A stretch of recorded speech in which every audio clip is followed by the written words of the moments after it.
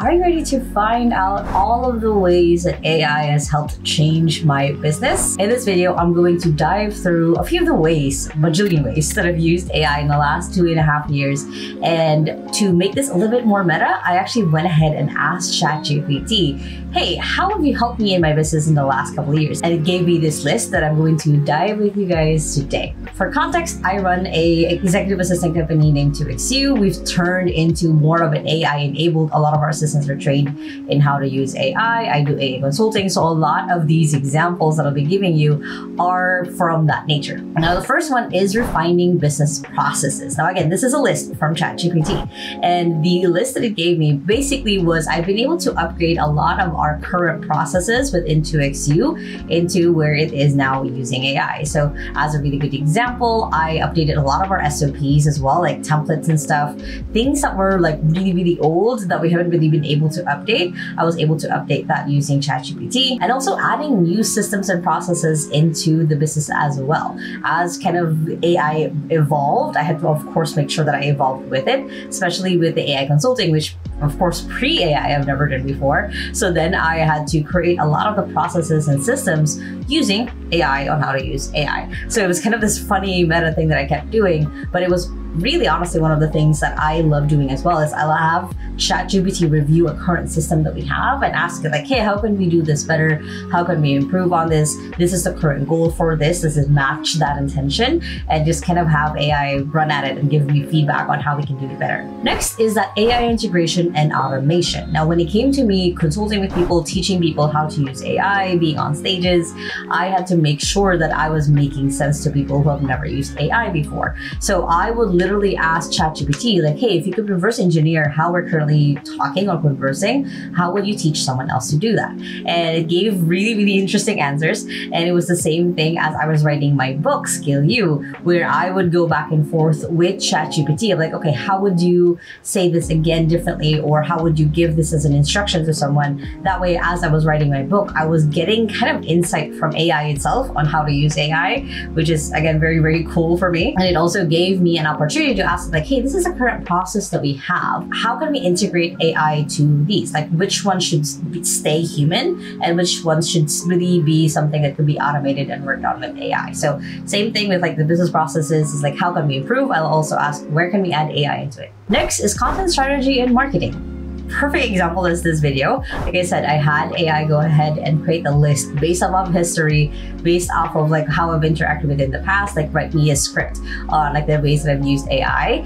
And it's the same thing for my writing on LinkedIn when I'm generating content. When I can't get things out of my head, I will literally just hit a button, the voice feature on ChatGPT, and I'll start talking about it. I'm like, I really want to create a post on this. I don't know how to like fully structure it better. Can you teach me how to structure it? So instead of just having AI do things for me, I ask it to teach things to me first, and then I'll attempt to do it myself. And that's really how you should use AI anyway. But back to content, I've basically used it to do screenshots of my analytics here on YouTube or in other platforms, and I'll ask like, hey, how can I improve? How can I do better on this task or on the outcome that I want to have for my social media? So basically AI has become my consultant in a lot of ways when it comes to my content as well. Next is just client engagement. So for 2XU, we have a ton of clients, and a lot of the time I want to make sure that each one of them still feels taken care of, even though we have a client success manager. And anytime that you do directly come to me, which is rare, but I've used it as well to kind of make sure that in a lot of ways it's kind of become my long-term memory. I'm like, okay, when was the last time I talked to this client? What was the last interaction? Because I feed that into AI slowly but surely, of course, taking out any important information of our clients. Honestly, on my list, basically on ChatGPT, just say client 12 or client 16 or whichever client number they are assigned on our database. That's kind of their client name. I don't actually put in their client name or their business details, but then it gives me that long-term memory of like, oh yeah, this is the last time we talked. Like, oh yeah, I don't have to go through my emails, my WhatsApp, everything else. It's kind of just stored in kind of this persona made for specifically that AI, even though it is remaining anonymous. It's also helped me, of course, improve the engagement methods that we have within 2XU of how to keep our clients engaged ongoing, especially since a lot of our clients are hitting 4 years within 2XU, so I want to make sure that long term they're still happy with us, they're still in it, they're still kind of doing what they're supposed to be doing, working with their assistant. Next is lead generation. So for this one, I have a kind of a custom GPT where I can give ChatGPT a context on someone based off of their website, and I'll ask like, hey, can you create a custom message for this person for the services, basically pitching them on our services. So that's one of the bigger ways that I've really used AI a lot, is I'll just like for people's websites, just because that is public domain.